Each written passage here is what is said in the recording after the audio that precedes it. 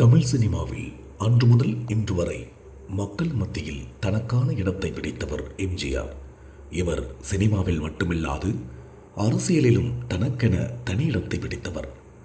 தொடர்ந்து 3 முறை முதல்வர் இருக்கையில் அமர்ந்த இவர் இயக்கம், தயாரிப்பு, நடிப்பு என பன்முக திறமையோடு வலம் வந்தார். அன்று முதல் இன்று வரை நல்ல மனிதருக்கு இலக்கணமாக எம்ஜிஆர் அவர்களைத்தான் சொல்லுவார்கள்.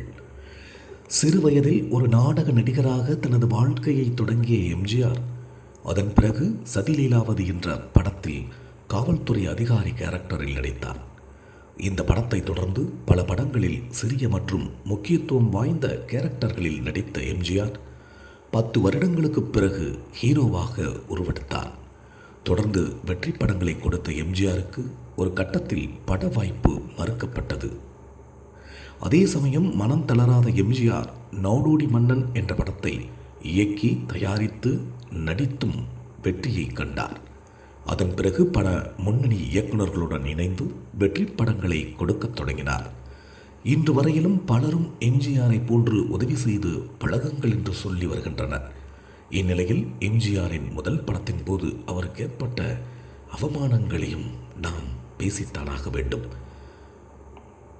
இயக்குனர் எல்லிஸ் ஆர் டங்கன் இயக்கத்தில் எம்ஜிஆர் நடித்த முதல் படமான சதிலீலாவதி படத்தில் தனக்கு க்ளோஸ்அப் ஷாட் வைக்கும்படி எம்ஜிஆர் டைரக்டரிடம் கேட்டிருக்கிறார். அதற்கு இயக்குனர் எல்லிஸ் டங்கன் அவர்கள், உன் பல்லு ரொம்ப எத்து பல்லா இருக்கு, உனக்கு க்ளோஸ்அப் போட்டால் எல்லாரும் சிரிப்பாங்க, எனக்கு டைரக்ஷன் பண்ண தெரிலன்னு தயாரிப்பாளர் என்ன துரத்திடுவார், உனக்கு க்ளோஸ்அப் ஷாட் போட முடியாது அப்படின்னு சொல்லி எம்ஜிஆரை அனுப்பியுள்ளார்.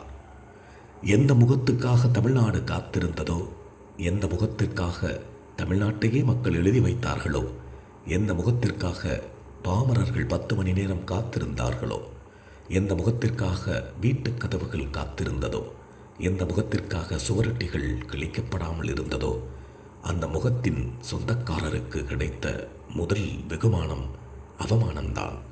அந்த சதிலீலாவதி படத்தில் அப்படி ஒரு அவமானத்தை ஏற்படுத்தியது எம்ஜிஆருக்கு. பின்னர் பல்வேறு இயக்குநர்கள், தயாரிப்பாளர்கள் வரிசை கட்டி நின்றார்கள் எம்ஜிஆரின் கால் சீட்டிற்காக. இப்படித்தான் அவமானங்களை கடந்து அதை தோல்விகளெல்லாம் வெற்றிப்படிகளாக மாற்றி எம்ஜிஆர் ஒரு சிம்மாசனத்திலே திரைத்துறையில் மட்டுமல்லாது அரசியலிலும் கோலோச்சினார் என்பது வரலாறு. நன்றி.